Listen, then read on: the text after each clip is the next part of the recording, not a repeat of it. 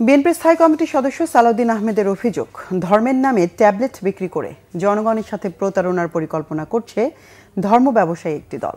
তারা জান্নাতের টিকিট বিক্রি করলেও ইহকালে মানুষ কিভাবে চলবে তার কোনো বক্তব্য নেই। বিএনপির সিনিয়র যুগ্ম মহাসচিব রুহুল কবির রিজভী অভিযোগ করেন, ইউরোপের অন্ধকার যুগকে ফিরিয়ে আনতে চাচ্ছে জামাত। রিপোর্ট করছেন সিকান্দার রেমান।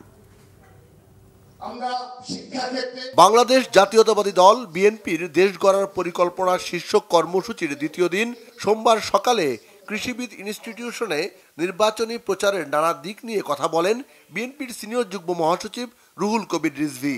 ধর্ম নিয়ে যারা রাজনীতি করছেন তাদের সমালোচনাও করেন তিনি।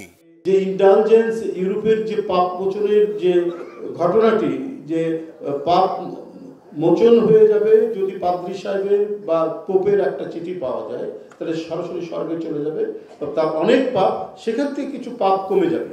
ঠিক সে জিনিসটা এখন জামাত ইসলাম করছে, অর্থাৎ তারা ইউরোপের মধ্যযুগকে, অন্ধকার যুগকে ফিরিয়ে নিয়ে আসতে চাচ্ছে। একই অনুষ্ঠানে বিএনপির স্থায়ী কমিটির সদস্য সালাউদ্দিন আহমেদ জানান, দেশবাসীর কল্যাণে কাজ করতে সঠিক পরিকল্পনার মাধ্যমে এগুতে চায় BNP. Health card, family card সহ সাধারণ মানুষের মৌলিক চাহিদা পূরণে বিএনপির মহাপরিকল্পনার কথা জানান তিনি।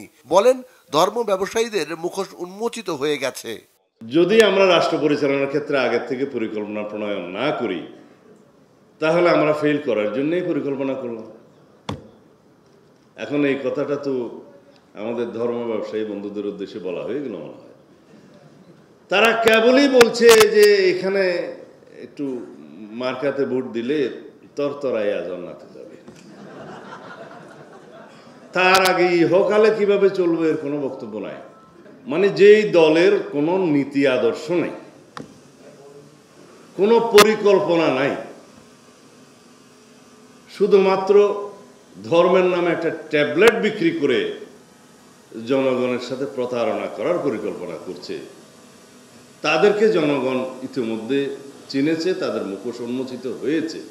বিএনপির আদর্শ ও শহীদ রাষ্ট্রপতি জিয়াউর রহমানের কর্মপদ্ধতির কথা তুলে ধরার পাশাপাশি ক্ষমতায় গেলে যেসব উন্নয়ন ও অগ্রগতির পরিকল্পনা রয়েছে তৃণমূল পর্যায়ে ভোটারদের কাছে তা তুলে ধরতেও বলেন বিএনপির সিনিয়র নেতারা।